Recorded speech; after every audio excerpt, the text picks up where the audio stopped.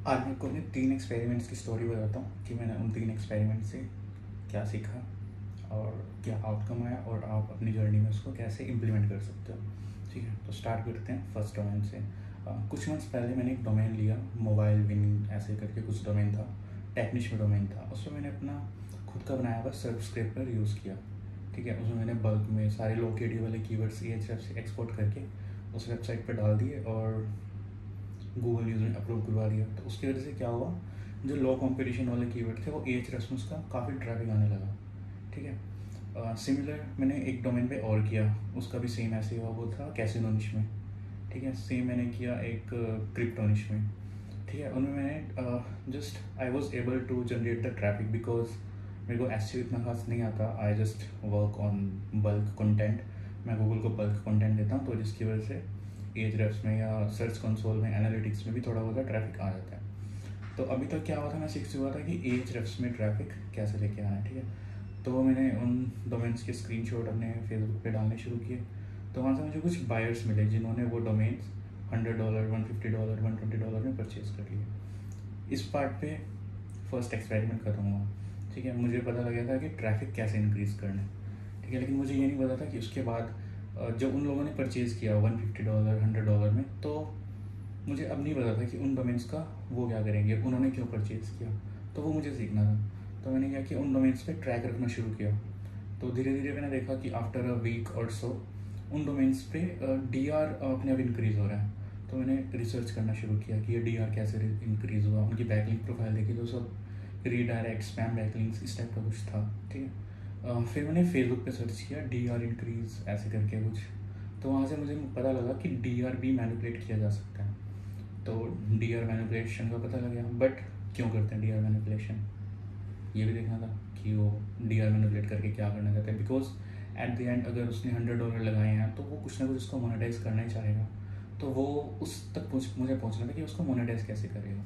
ठीक है, तो मैंने देखा कि उस बंदे ने, मैं वेबसाइट को अच्छे से जज कर रहा था, एनालाइज कर रहा था।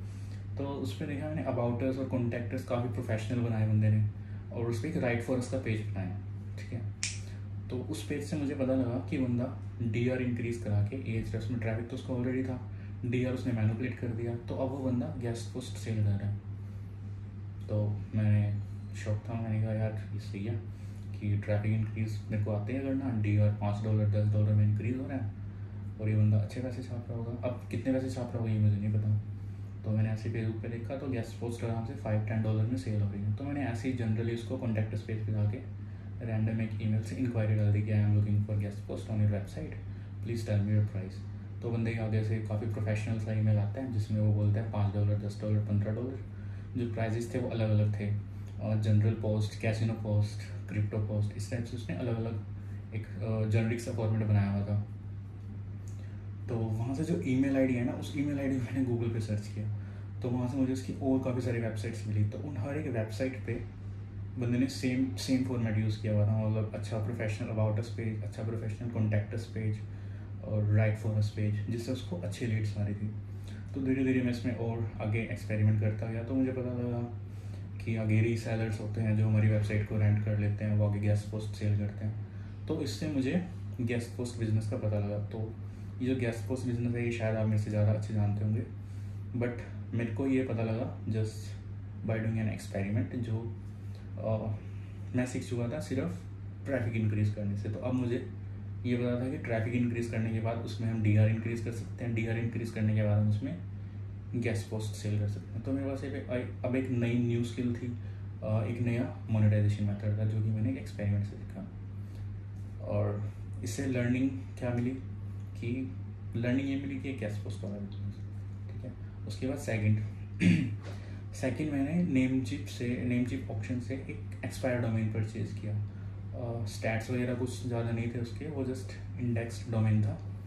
तो मैंने उसको परचेज़ किया और उसको परचेज़ करके ऐसे ही छोड़ दिया।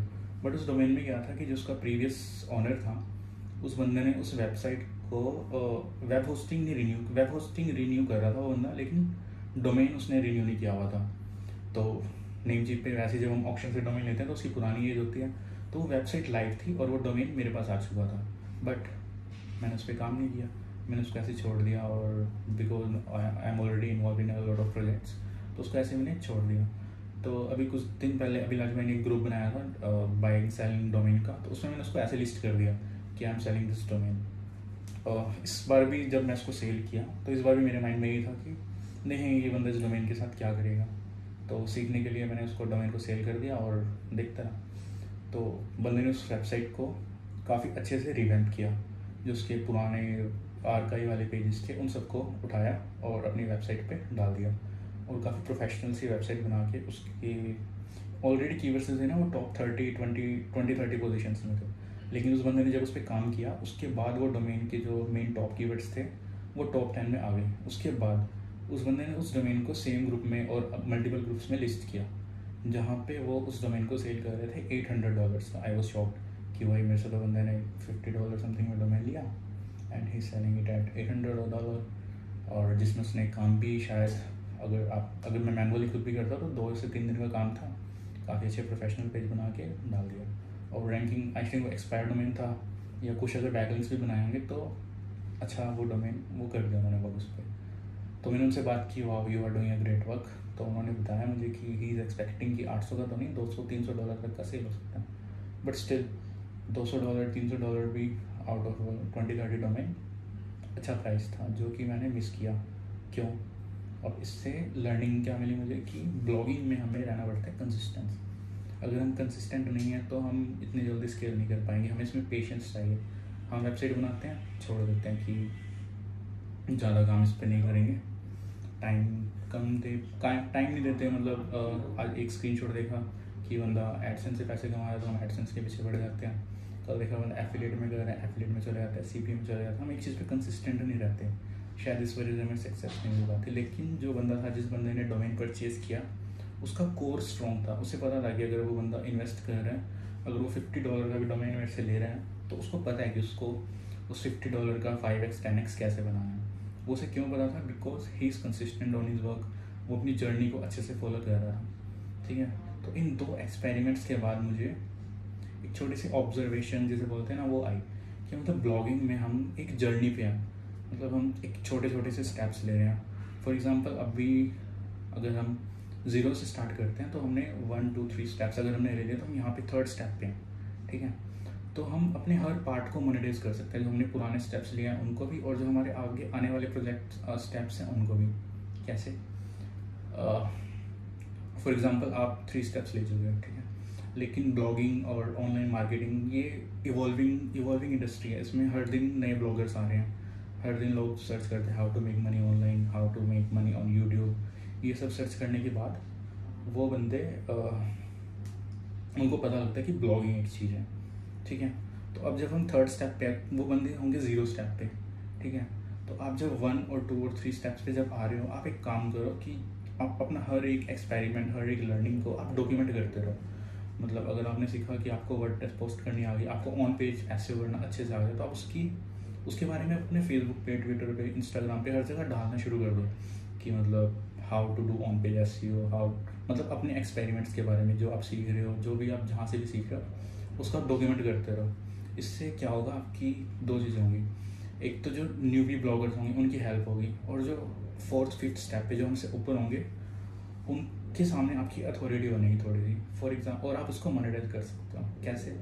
जो 0 और 1 पे आप उनको मेंटरशिप सेल कर सकते हो।